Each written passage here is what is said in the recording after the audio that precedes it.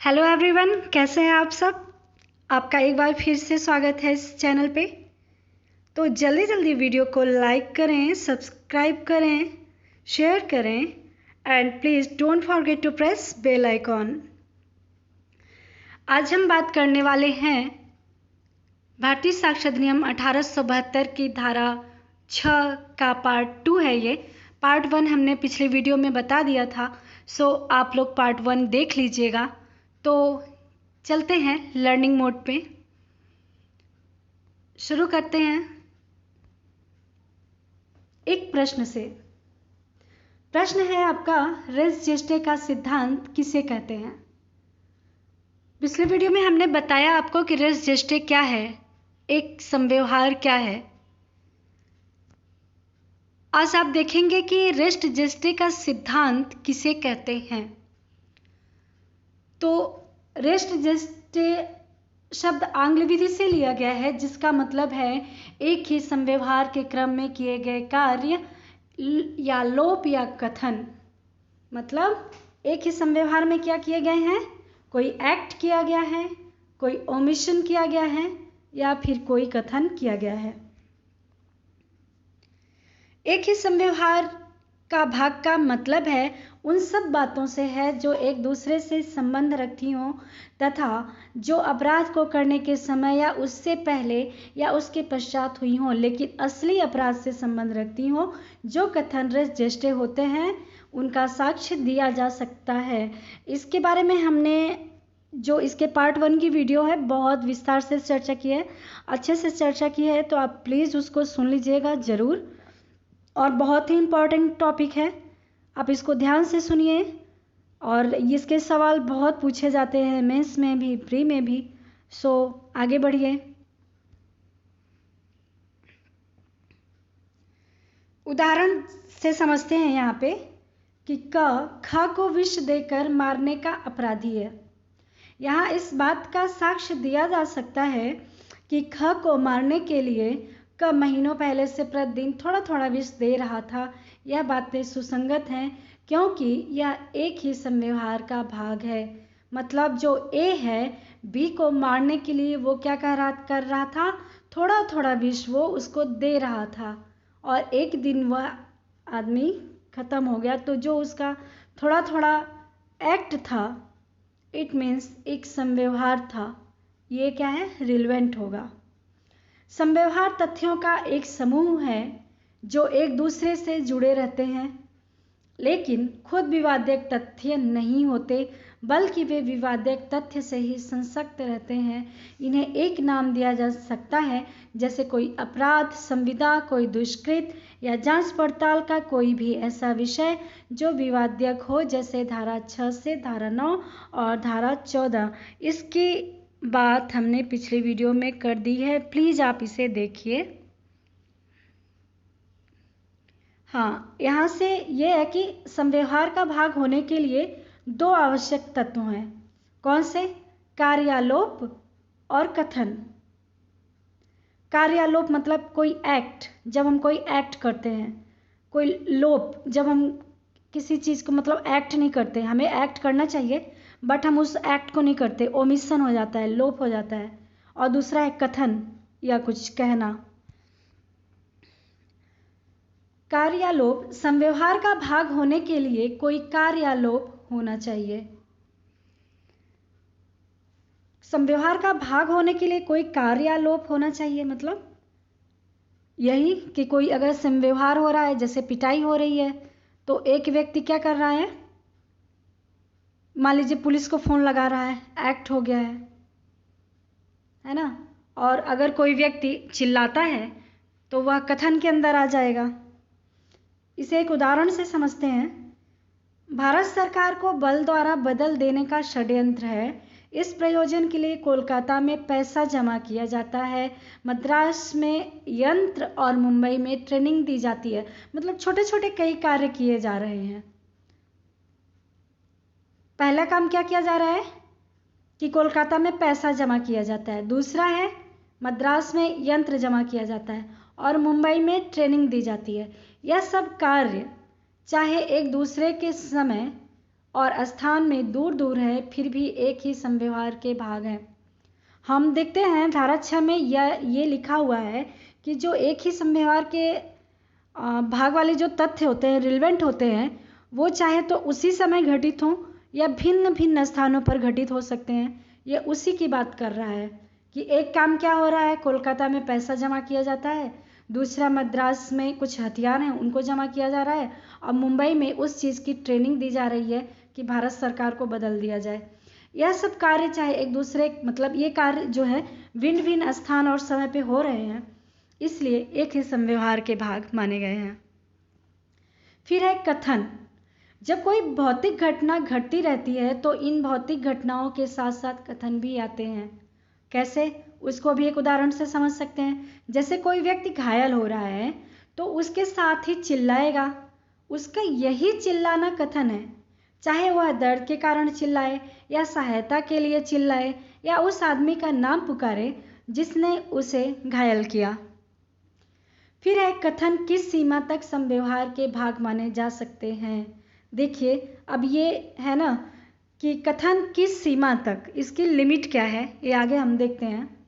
लोगों को झूठे बातें या कथन बनाने में देर नहीं लगती, इसलिए सिद्धांत यह है कि कथन घटना के सिर्फ तत्काल पूर्व या पश्चात का होना चाहिए।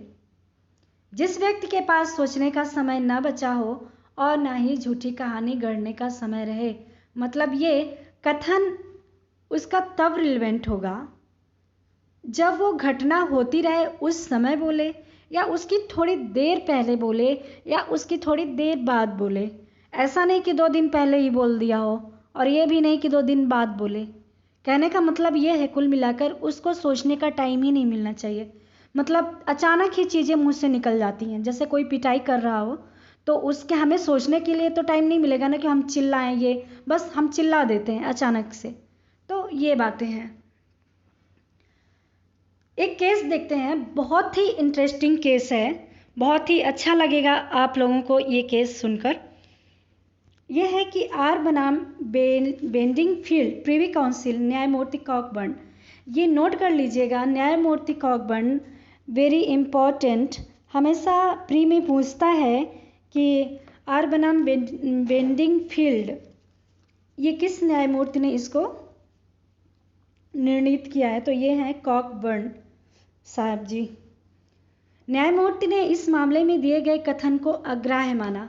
जिस समय स्त्री को जख्मी करने का कार्य हो रहा था उस समय उसने कुछ भी कहा होता तो यह कथन ग्राह्य होता।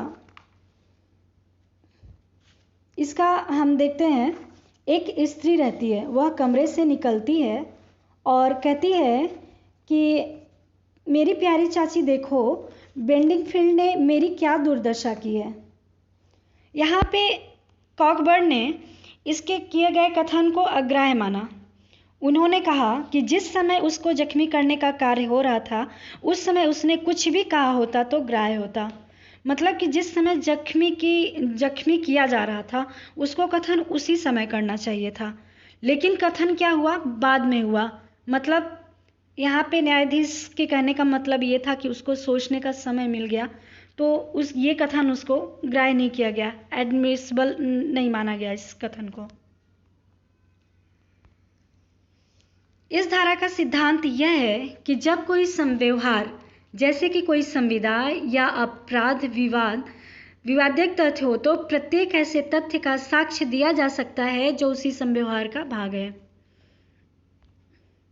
फिर यह धारा आंग्ल विधि पर आधारित है। ये तो मैं पहले ही बता चुकी हूँ कि यह धारा आंग्ल विधि पर आधारित है। यह धारा जो है 6 से 9 और धारा 14 में अवसर हेतु परिणाम हेतु तैयारी आचरण तथ्यों को स्पष्ट करने वाले या परिचायक तथ्य आदि संबंधित तथ्य रेस जेस्टे का भाग बनते हैं। फिर बहुत ही इंपॉर्टेंट केस है, यह भी कई बार पूछा गया है, रटन बनाम क्वीन 1971 का केस है। इसमें स्त्री द्वारा टेलीफोन करना और पुलिस मांगना उसकी हत्या के संव्यवहार का भाग मानते हुए सुसंगत साक्ष्य ठहराए गए हैं। देखते हैं कि यह क्या केस है। एक व्यक्ति पर अपनी ही पत्नी के हत्या करने का आरोप था और उसके पति ने कहा, मतलब जो अभियुक्त है उसने कहा कि गोली दुर्घटनावश चल गई थी।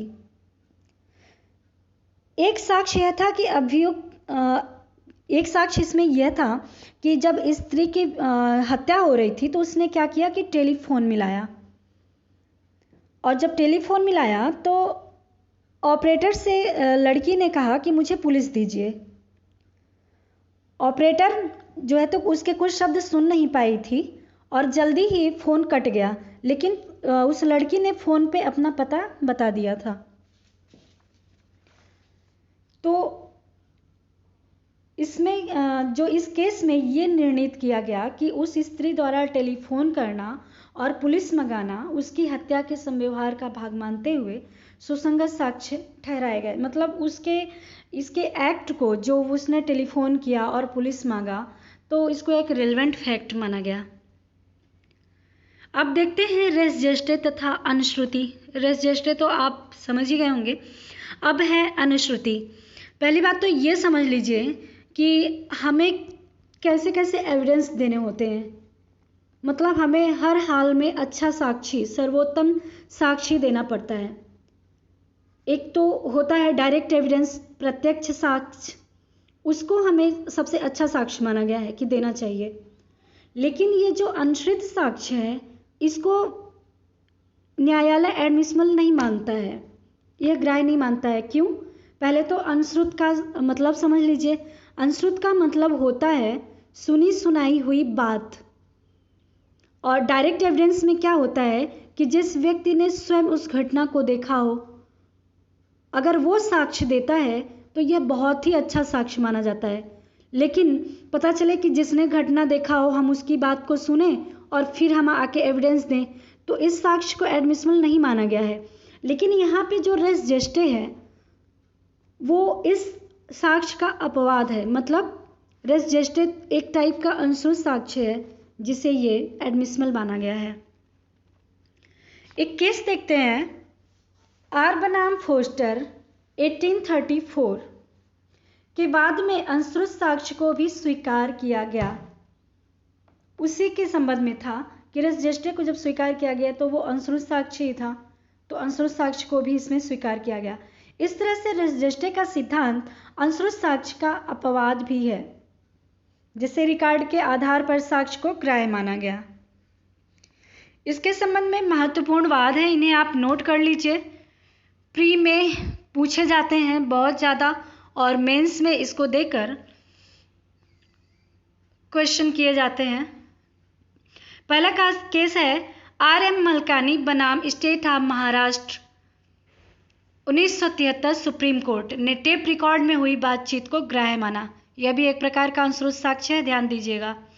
फिर है रतन सिंह बनाम हिमाचल प्रदेश 1997 सुप्रीम कोर्ट।